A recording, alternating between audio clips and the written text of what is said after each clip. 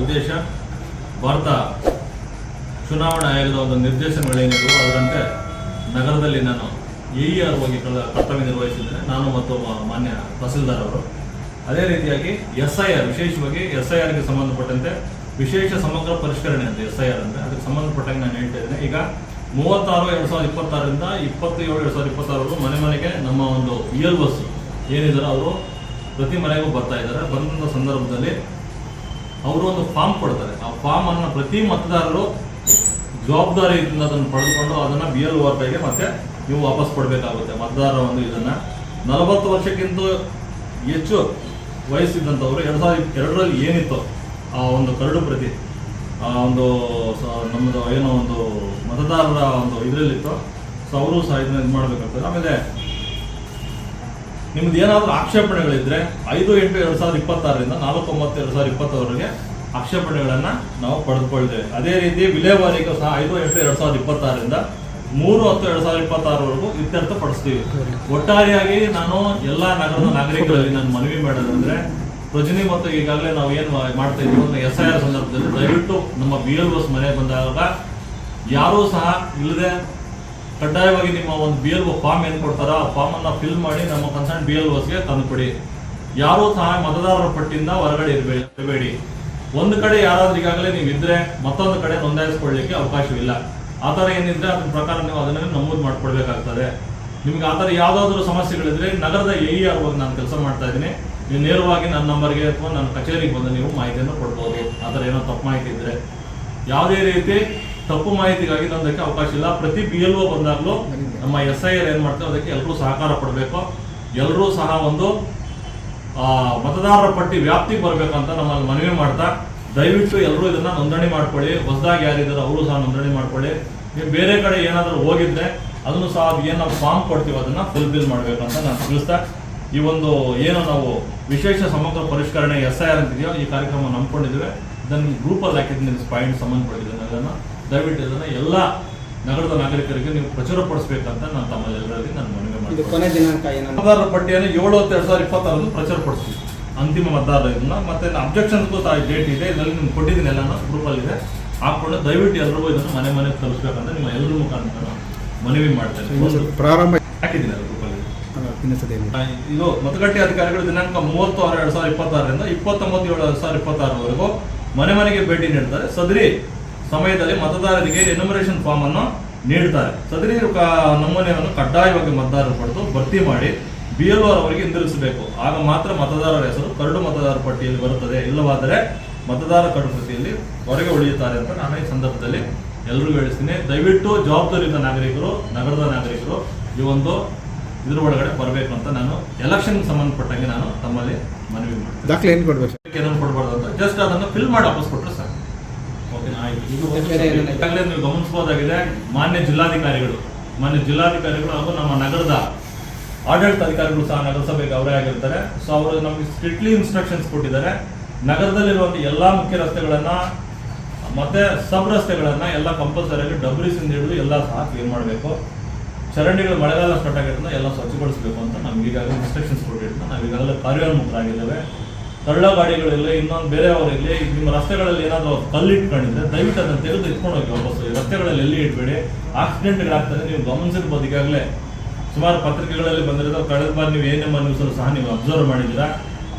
ಅದಕ್ಕೆ ಪಾದಚಾರಿ ಇದಕ್ಕೆಲ್ಲ ಹೊಡೆದು ಸತ್ತಿರೋಂಥದ್ದು ನೀವು ಗಮನಿಸಿದ್ದೀರಾ, ಸುದ್ದಿಗಳು ಆಗಿದ್ದಾವೆ. ಆದ್ರಿಂದ ಹೇಳ್ತೀನಿ, ಡಬ್ರಿಸನ್ನು ಯಾರೂ ಸಹ ಹಾಕಬೇಡಿ. ಆಮೇಲೆ ಮನೆಯನ್ನ ಈಗಾಗಲೇ ನೀವು ಏನಾದರೂ ಡೆಮಾಲಿಷ್ ಮಾಡಿದಂಥ ಸಂದರ್ಭದಲ್ಲಿ ನಿಮ್ಮ CND ವೇಸ್ಟನ್ನು ನಾವು ಚಿನ್ನಸಂದ್ರ ಹತ್ರ ಮಾನ್ಯ ಸಚಿವರು ನಮಗೆ 2 ಎಕರೆ ಜಮೀನನ್ನು ಕೊಟ್ಟಿದ್ದಾರೆ.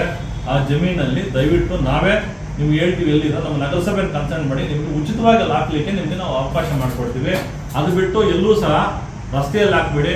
ಕೆಲವು ಪತ್ರಿಕೆಗಳೇ ನಾನು ಗಮನಿಸಿದೆ, ನೀವು ಗ್ರಾಮಾಂತರ ವ್ಯಾಪ್ತಿಗೆ ನೀವು ಶಿಫ್ಟ್ ಮಾಡ್ತಾ ಇದ್ದಾರೆ. ಚಿನ್ನಸಂದ್ರ ಕ್ರಾಸಲ್ಲಿ ಸಹ ನಾನು ಲಾಸ್ಟ್ ಟೈಮ್ ನೋಡಿದೆ, ಅದು ಅಂದ್ರಗಂಗೆ ಪತ್ರಿಕೆಯಲ್ಲಿ ಬಂದಿದ್ದು, ಚಿನ್ನಸಂದ್ರ ಕ್ರಾಸಲ್ಲಿ ಹಾಕ್ತಾ ಇದ್ದೀರಾ. ಕೆಲವರು ಬೆಳಿಗ್ಗೆ ನಾನು ಅಬ್ಸರ್ವ್ ಮಾಡಿದ್ರೆ ಬೂರ್ಮಾಕ್ನಹಳ್ಳಿಯಲ್ಲಿ ತಗೊಂಡೋಗಿ ದೇವಾಲಯದ ಮುಂಬಲ ಲಯನ್ ಆಸ್ಪತ್ರೆವರೆಗೂ ನೀವು ಡಬ್ರೀಸ್ ಹಾಕ್ತಿದ್ರು. ದಯವಿಟ್ಟು ಅದಕ್ಕೆ ಹಾಕ್ಬೇಡಿ. ನಗರದಲ್ಲಿ ಯಾವುದೇ ಡಬ್ರೀಸ್ ಇಲ್ಲಿ ನಮ್ಮಲ್ಲಿ CND ವೇಸ್ಟ್ಗಿಂತ ಜಾಗ ಇದೆ, ನೀವು ಅದರಲ್ಲಿ ದಯವಿಟ್ಟು ಹಾಕಿ. ಮುಂದುವರೆದ ಭಾಗ ಏನು ಈಗಾಗಲೇ ಖಾಲಿ ನಿವೇಶನಗಳ ನಗರದಲ್ಲಿದ್ದಾವೋ ಅದನ್ನ ಡಸ್ಟ್ಬಿನ್ಗಳಾಗಿ ಪರಿವರ್ತನೆ ಮಾಡ್ತಿದ್ದಾರೆ ಅಕ್ಕಪಕ್ಕ ಮನೆಯವರು. ನಿಮ್ಮ ಸೈಟ್ ಅನ್ನ ಕೂಡಲೇ ನೀವು ಕಾಂಪೌಂಡ್ ಮಾಡ್ಕೊಳ್ತಿರೋ, ಫೆನ್ಸಿಂಗ್ ಮಾಡ್ಕೊಳ್ತಿರೋ, ನಿಮ್ಮ ಜವಾಬ್ದಾರಿ ಮಾಡ್ಕೊಳ್ಳಿ. 15 ದಿವಸಗಳ ಕಾಲ ನಾನು ಇದನ್ನ ಅಬ್ಸರ್ವ್ ಮಾಡ್ತೇನೆ. 15 ದಿನ ಆದ ನಂತರ ಸದರಿ ಸೈಟ್ಗಳನ್ನ ನಗರಸಭೆಯಿಂದ ಕ್ಲೀನ್ ಮಾಡಿಸ್ತೀವಿ. ದುಪ್ಪಟ್ಟು ತೆರಿಗೆ ದಂಡ ವಿಧಿಸಿ ಅದನ್ನ ನಿಮ್ಮ ಟ್ಯಾಕ್ಸ್ ನೆಟ್ ಒಳಗಡೆ ನೀವೇನು ಟ್ಯಾಕ್ಸ್ ಕಟ್ಟಿದ್ರೆ ಅದನ್ನ ಆಡ್ ಮಾಡಿ ನಗರಸಭೆ ದಂಡದ ರೂಪದಲ್ಲಿ ನಿಮ್ಮ ಹತ್ರ ವಸೂಲಿ ಮಾಡಿ ನಾವೇ ಕ್ಲೀನ್ ಮಾಡಿಸ್ಬೇಕಾಗ್ತದೆ. ಅದಕ್ಕೆ ದಯವಿಟ್ಟು 15 ದಿನಗಳ ಕಾಲ ಎಲ್ರಿಗೂ ಕಾಲಾವಕಾಶ ಕೊಟ್ಟಿದ್ದೀವಿ. ಅದನ್ನು ದಯವಿಟ್ಟು ನೀವು ಕೂಡಲೇ ಅದನ್ನ ತಗೋಬೇಕು, ಕ್ಲೀನ್ ಮಾಡಿಸ್ಕೋಬೇಕು. ಯಾರೋ ಕಸ ಏನೋ ಹಾಕಿದ್ರೆ ನೀವೇ ನೇರ ಹೊಣೆಗಾರರಾಗ್ತೀರ, ಸೈಟ್ ಮಾಲೀಕರು. ಹೀಗಾಗಿ ತಮ್ಮ ಗಮನಕ್ಕೆ ನಾನೀಗ ತರ್ತಾ ಇದ್ದೀನಿ. ಮೂರನೇದು ಪ್ಲಾಸ್ಟಿಕ್. ನಾವು ಈಗಾಗಲೇ ನೀವು ಗಮನಿಸಿರ್ಬೋದು, ನಗರದಲ್ಲಿ ಪ್ಲಾಸ್ಟಿಕ್ ಮುಕ್ತ ನಗರ ಅಂತ ನಾವು ಮಾಡಿ ಸುಮಾರು ದಿನ ಆಗಿದೆ. ಪ್ಲಾಸ್ಟಿಕ್ ಈಗಲೇ ಎಲ್ಲ ಸಹಕಾರ ಕೊಟ್ಟಿದ್ದಾರೆ, ವರ್ತಕರಿಂದ ಹಿಡಿದು ಎಲ್ಲರೂ ಸಹಕಾರ ಕೊಟ್ಟಿದ್ದಾರೆ. ಮ್ಯಾಕ್ಸಿಮಮ್ ನಿಂತಿದೆ ಅಂತ ಹೇಳಲ್ಲ, 95% ನಮ್ಮ ನಗರ ಪ್ಲಾಸ್ಟಿಕ್ ಮುಕ್ತ ನಗರ ಆಗಿದೆ. ಆದರೆ ಬೆಳಗಿನ ಜಾವ ನಮ್ಮ ಸಿಬ್ಬಂದಿ STK ಬಾಬು ಮತ್ತು ನಮ್ಮ ಕಮ್ಯುನಿಟಿ ಮೊಬಿಲೈಸರ್ಸ್ ಅಚಾನಕ್ ಕ್ಲೀನ್ ಮಾಡಿಸುವಂಥ ಸಂದರ್ಭದಾಗ APMC ಒಳಗಡೆ ಕೃಷ್ಣ ಟ್ರೇಡರ್ಸ್ ಅಂತ ಅವ್ರ ಮಗ ಮತ್ತು ಅವರಿಬ್ರು ನಮ್ಮ ಸಿಬ್ಬಂದಿಗೆ ಅವಾಜ್ ಶಬ್ದಗಳ ನಿಂದನೆ ಮಾಡಿ ಧಮಕಿ ಹಾಕಿ ಏನು ಮಾಡ್ತೀರಾ ಮಾಡ್ಕೊಳ್ಳಿ, ನಿಮ್ಮ ಕೈಲಿ ಏನಾಗ್ತದೆ ಅಂತ, ನಾವು ಪ್ಲಾಸ್ಟಿಕ್ ಮಾರಾಟ ಮಾಡೋದು ಅಂತ ಹಾಕಿದ್ರು. ಸೊ ಅವರಿಗೆ ನಾವು ಸಿಂಗಲ್ ಪ್ಲಾಸ್ಟಿಕ್ ಅನ್ನು ಯೂಸ್ ಮಾಡೋದು ತಪ್ಪು ಅಂತ ಅವ್ರಿಗೆ ಅರಿವು ಮೂಡಿಸಿದ್ದೇವೆ. ಯಾಕಂದ್ರೆ ಅವ್ರ ಮಗ ಸಹ ವಿದ್ಯಾವಂತನಾಗಿದ್ದಾನೆ, MBA ಹೋಲ್ಡರ್ ಆಗಿರೋದನ್ನ ಅವ್ರಿಗೆ ಅರಿವು ಕೊಟ್ಟಿದ್ದೀವಿ.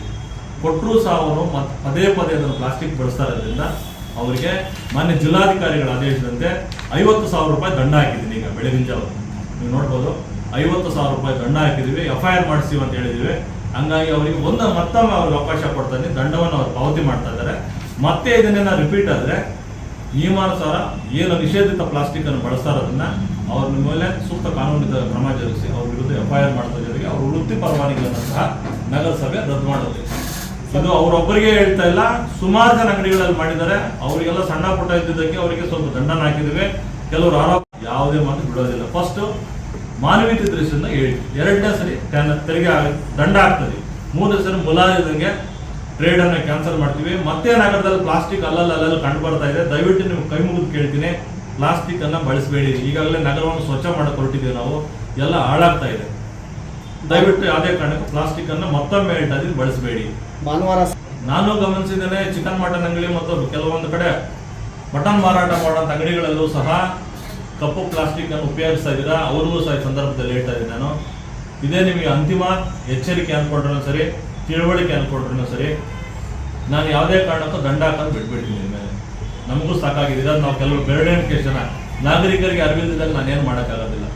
ಹಂಗಾಗಿ ಕಾನೂನು ರೀತಿ ಕ್ರಮ ಜರುಗಿಸ್ಕೊಂಡು ಹೋಗ್ತೀನಿ. ಮುಲಾಜಿದಂಗೆ FIR ಹಾಕ್ತೀನಿ. ಅದರ ಪ್ರಕಾರ ಇಷ್ಟು ವರ್ಷ ಜೈಲು ಶಿಕ್ಷೆ ಇದೆ, ಸುಮಾರು 25,000 ದಂಡ ಇದೆ. ನೀವು ಗಮನಿಸಿರ್ಬೋದು. ಕೋರ್ಟ್ಗೆ ಹಾಕ್ತೀನಿ, ಕೋರ್ಟಲ್ಲಿ ಹೋಗ್ಕೊಂಡು ಕೋರ್ಟಲ್ಲಿ ಮಾನ್ಯ ನ್ಯಾಯಾಧೀಶರು ಜಡ್ಮೆಂಟ್ ಕೊಡ್ತಾರೆ, ಅದ್ರ ಪ್ರಕಾರ ಅವ್ರು ಹೋಗ್ಲಿ ಅಷ್ಟೇ. ಲಾಸ್ಟ್ ಅಷ್ಟೇ ನಾನು ಮಾಡೋದು, ಏನು ಮಾಡೋಕ್ಕಾಗಲ್ಲ. ಯಾಕಂದ್ರೆ ನಮ್ಮೂರು, ನಾನು ಪ್ರತಿ ಸಲ ಹೇಳ್ತೀನಿ ಪ್ಲಾಸ್ಟಿಕ್ ಬಳಸಬೇಡಿ ಅಂತ. ಆಲ್ಟರ್ನೇಟ್ ಆಗಿ ಬಟ್ಟೆ ಬ್ಯಾಗನ್ನು ಉಪಯೋಗಿಸಿ ಅಂತ ಹೇಳಿದ್ವಿ. ಜನ ಅದಕ್ಕೆ ಅಡಿಕ್ಟ್ ಆಗಿದ್ದಾರೆ, ಮಾಡ್ತಾ ಇದ್ದಾರೆ. ಆದರೂ ಸಹ ಉದ್ದೇಶಪೂರ್ವಕವಾಗಿ ಕೆಲವು ಕುಚೇದ್ಯ ಮಾಡಿ ಏನ್ ಮಾಡ್ತಾರೆ ನೋಡೋಣ ಅಂತ ಹೊರಟ್ರೆ ಕಾನೂನು ಅದು ಏನ್ ಮಾಡಬೇಕು ಅದನ್ನ ಕಾನೂನು ಪ್ರಕಾರ ನಾವು ಕ್ರಮ ಕೈಗೊಳ್ತೀವಿ. ಇನ್ನು IDSMT ಕಾಂಪ್ಲೆಕ್ಸ್ಗೆ ಸಂಬಂಧಪಟ್ಟಂಗೆ ಈಗಾಗಲೇ ಎಲ್ಲರೂ ಕ್ಲಿಯರ್ ಮಾಡಿದ್ದೀವಿ. ಸಾಯಿಲ್ ಟೆಸ್ಟ್ ಕೂಡ ಸ್ಟಾರ್ಟ್ ಆಗಿದೆ, ಸಾಯಿಲ್ ಟೆಸ್ಟ್ ಮುಗಿದಿದೆ, ಡ್ರಾಯಿಂಗ್ಸ್ ಎಲ್ಲ ಆಗಿದ್ದಾವೆ. ಈಗಾಗಲೇ ಅನುದಾನ ಬಿಡುಗಡೆ ಆಗಿ ಹಿಂದೆ ಏನಿತ್ತು ಅದನ್ನ ಕ್ಯಾನ್ಸಲ್ ಮಾಡಿ ಹೊಸದಾಗಿ ಟೆಂಡರ್ ಪ್ರೋಸೆಸ್ ಅನ್ನು ಮಾಡ್ತಾ ಇದ್ವಿ. ಆದಷ್ಟು ಬೇಗ ಅಂಗಡಿಗಳನ್ನು ನಿರ್ಮಾಣ ಮಾಡಿ ಪ್ರೋಸೆಸ್ ಪ್ರಕಾರ ಏನು ಮಾಡಬೇಕು ಅದನ್ನು ನಾವು ಅಂಗಡಿಗಳನ್ನು ಮಾಡ್ತಾ ಇದ್ದೇವೆ. ಈ ತಿಂಗಳ ಕೊನೆ 5% ರಿಬೇಟ್ ಏನಿತ್ತು ಅದು ಮುಗಿದು ಬಂದಿದೆ. ಸಾರ್ವಜನಿಕರು ಯಾರಾದರೂ ತೆರಿಗೆ ಕಟ್ಟಬೇಕಾಗಿದ್ರೆ ಕೂಡಲೇ ಬಂದು ತೆರಿಗೆ ಕಟ್ಟಬೇಕು. ಮತ್ತೆ ಜಿಲ್ಲಾಧಿಕಾರಿಗಳ ಒಂದು ನಿರ್ದೇಶನ ಇದೆ, ಕೆಲವರು ತಪ್ಪು ಮಾಹಿತಿ ಕೊಟ್ಟು ಕಡಿಮೆ ಕೊಟ್ಟು 3 ಫ್ಲೋರ್ನ 1 ಫ್ಲೋರ್ ಅಂತ ಕಟ್ಕೊಳ್ಳೋದು, ರೆಡ್ ಆಕ್ಸೈಡ್ ಗ್ರಾನೈಟ್ ಅನ್ನು ರೆಡ್ ಆಕ್ಸೈಡ್ ಕಟ್ಟೋದು ಸುಮಾರು ನಮಗೆ ಬಂದಿದೆ. ಮೊದಲನೇ ಹಂತದಲ್ಲಿ ಕಮರ್ಷಿಯಲ್ ಸ್ಟಾರ್ಟ್ ಮಾಡಿದ್ದೀವಿ, ರೀಕ್ಯಾಲ್ ಮಾಡ್ತೀವಿ, ಎಲ್ಲ ಅಸೆಸ್ ಮಾಡ್ತೀವಿ. ಎಲ್ಲ ಬಿಲ್ಡಿಂಗ್ಸ್ ಒಂದು ಟೀಮ್ ಮಾಡಿದ್ದೀವಿ, ಎಲ್ಲ ಸಹ ಟೀಮ್ ಮಾಡಿ ಆ ಥರ ಕಂಡು ಬಂದರೆ ತೆರಿಗೆ ದುಪ್ಪಟ್ಟು ತೆರಿಗೆ ಆಗೋದ್ರಿಂದ ನಾಗರಿಕ ಸೌಲಭ್ಯಗಳನ್ನು ನಿಮ್ಗೆ ನಿಲ್ಲಿಸ್ತೀವಿ. ದಯವಿಟ್ಟು ಯಾರು ನಗರಸಭೆಗೆ ತಪ್ಪು ಮಾಹಿತಿ ತಪ್ಪು ಘೋಷಣೆ ಮಾಡ್ಕೊಬೇಡಿ. ನಾವು ನಮ್ಮಲ್ಲಿ ಟ್ಯಾಕ್ಸ್ ಹಾಕೊಡ್ತಿರೋದು ನಿಮ್ಮ ಸಹಕಾರಕ್ಕಷ್ಟೇ ಇರೋದು.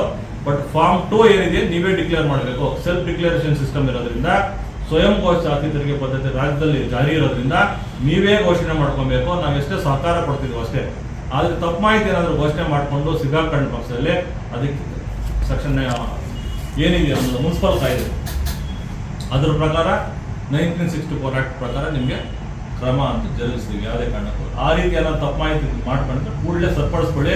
ಈಗಾಗಲೇ 100 ಬಿಲ್ಡಿಂಗ್ ಅನ್ನ ನಾವು ಮೈನ್ MG ರೋಡ್ ಇರುವಂಥ ಕಮರ್ಷಿಯಲ್ ಬಿಲ್ಡಿಂಗ್ಗಳನ್ನ ರೀಕ್ಯಾಲ್ ಮಾಡಿದ್ವಿ, ಅವ್ರಿಗೆ ಮತ್ತೆ ಕೊಟ್ಟಿದ್ವಿ. ಅವ್ರು ಬಂದು ದಂಡನ ಕಟ್ಟಿದ್ದಾರೆ.